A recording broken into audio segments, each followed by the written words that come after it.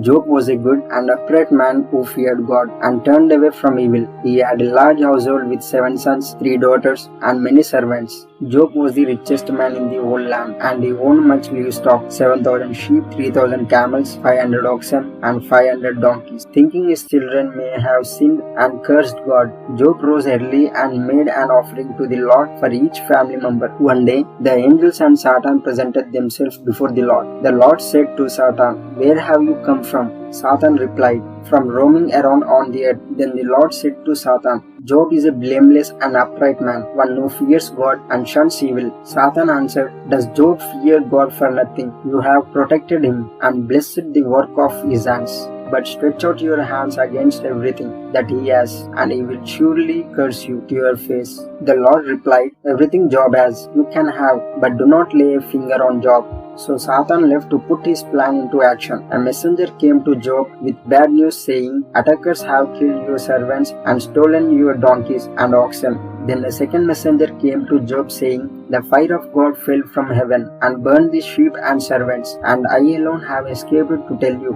Then a third messenger came to Job saying, "Attackers stole your camel, killed your servant, and I alone have escaped to tell you."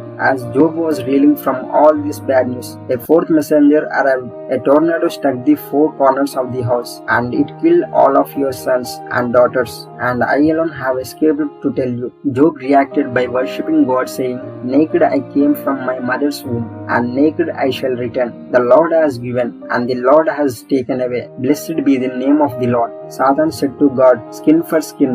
A man will give all that he has to save his own life. Stretch out your hand and strike it flesh and bone, and he will surely curse you to your face." God replied, "Very well, Job is in your hands, but you must spare his life." So Satan left the presence of the God with a plan to make Job curse God. Satan afflicted Job with painful sores from the soles of his feet to the top of his head. In great distress, Job cut his hair and took some broken pottery to scratch his sores. Job's wife said to him, "Curse God and die." Job replied, "You speak like a foolish woman. Shall we accept good from God, but not trouble?" Job's friends came to comfort him, and all three cried when they saw his distress. They sat down with him for 7 days and nights, and no one said a word, because they saw how great his suffering was. After 7 days, Job spoke, saying, "Why I did not die at birth, then I would be with kings, who build palaces that now lie in the ruins. The small and the great are there, and the servant is free from his master. The thing I greatly feared has come upon me, and what I dreaded has happened to me." Then Job's friend Eliphaz answered, "Think how you have instructed many. Your words have supported those in trouble, but now troubles come to you and you stumble. As for me, I would advise you to seek God. Happy is the man that Almighty God corrects." Job replied, "A despairing man should have the kindness of his friends, but my friends have let me down. Show me where I have been wrong. What does your arguing prove? Is there any wickedness on my lips? What is man that you examine him every morning and test him every moment? If I have sinned, what I have done to you? Why have you made me your target?"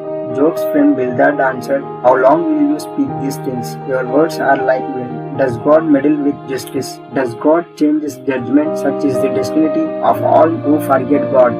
The hope of those without God perishes. God will not reject a blameless man."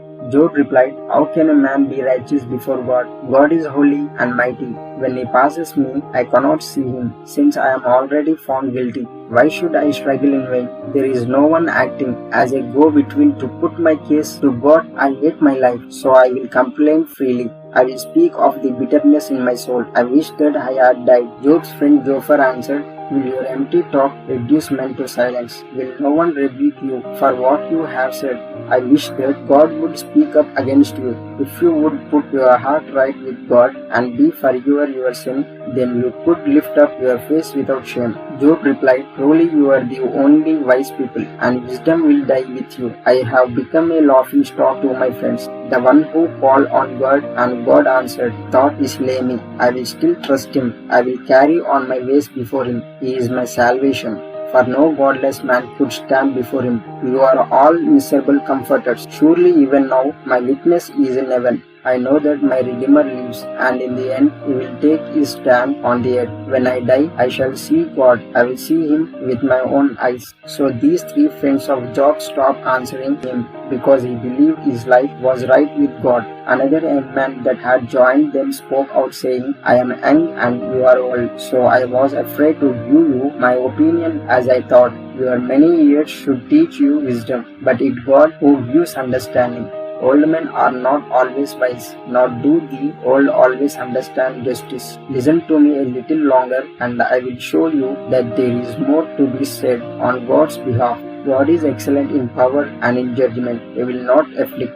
Then God spoke to Job in a wind. Where were you when I laid the foundation of the world? Who determines its measurements? On what were its foundation laid? Or who laid the cornerstones? Surely you know. Where were you when the morning stars sang together and the angels shouted for joy? Have the gates of the dead been made known to you? Have you understood the vast expanses of the earth? Who gives food to the raven when its young cry out to God? Have you given the horse its strength? Do you clothe its neck with a flowing mane?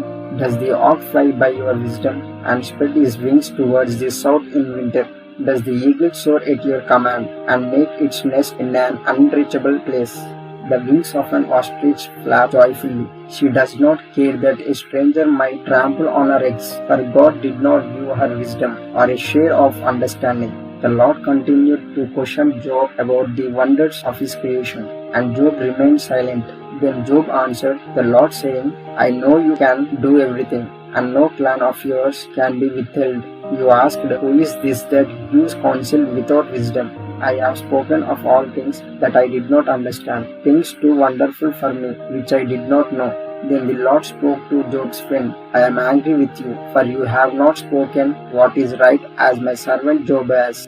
Job will pray for you, and I will accept his prayer, and not deal with you accordingly to your foolishness. After Job had prayed for his friends, the Lord restored his prosperity, giving him twice as much as he had before.